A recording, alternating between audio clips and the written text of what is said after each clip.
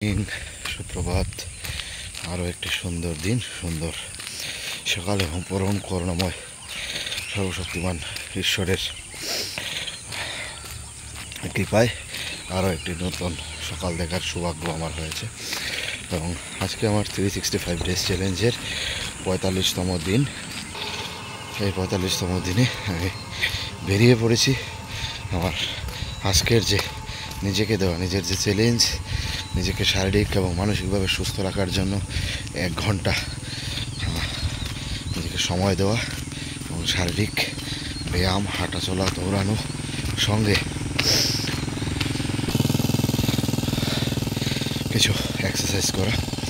তো এই লক্ষ্য নিয়ে বেরিয়ে পড়া আমার। এবং বাংলা নববর্ষর আসছে, পুরানো বছর শেষ হতে যাচ্ছে এবং পুরো বাঙালিরা একদম মেতে উঠেছে তাদের নববর্ষকে বরণ করতে। অপরদিকে যারা বড়ুয়া কমিউনিটি আছে তারা তাদের বিহু পরবের জন্য মেতে উঠেছে। অন্যদিকে বিজু কমিউনিটিরা, যারা চাকমা কমিউনিটি, বিজু উৎসবের জন্য তাদের পুরোদমে প্রস্তুতি চলছে। প্রতিটা কমিউনিটি, জমাতিয়া কমিউনিটি, তারপর ত্রিপুরী কমিউনিটি, সবাই এই যে নতুন বছর আসছে, নতুন বছরকে বিভিন্নভাবে বিভিন্ন নামে সেলিব্রেট করার জন্য সবাই। তো প্রত্যেককে আমার ব্যক্তিগত তরফ থেকে শুভেচ্ছা রইল। আপনাদের নতুন বছর, আপনাদের এই প্রতিটি যে পারম্পরিক রিচুয়াল অনুষ্ঠান সেগুলো ভালো কাটুক। এবং চলুন আমরা একটা নতুন শুরু করি এবং সুস্থ সবল থাকার জন্য আরেকটু নিজেকে পুশ করি। চৈত্র মাস প্রায় শেষ এবং আমাদের যে নববর্ষ বাঙালির, সেটা আর কয়েক ঘন্টা।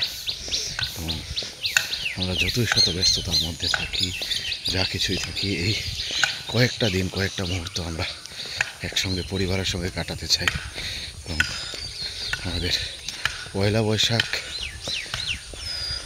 সেটা অন্য মাত্রা, একটা আবেগ।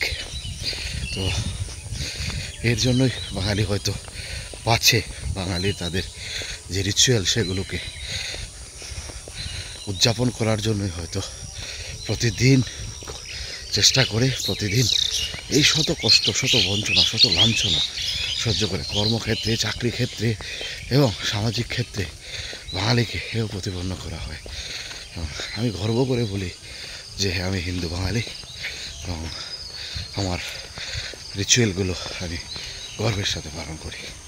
তো বাঙালির শেষ যে অনুষ্ঠান থাকে বৎসরের, সেটা হচ্ছে চড়ক মেলা।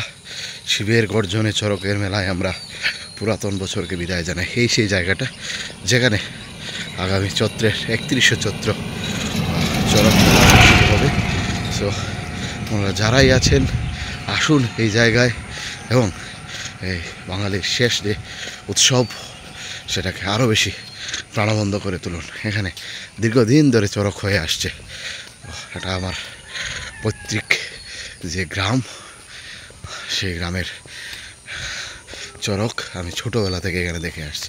এবং চড়ক গাছকে শান দেওয়া হচ্ছে, শেপ দেওয়া হচ্ছে। সো রিকোয়েস্ট থাকবে, চলুন আমরা সবাই মিলে এই শেষ অনুষ্ঠানটি বছরের এবং নতুন বছরকে বরণ করার আগে এই জায়গায় আমরা এসে একত্রিত হই।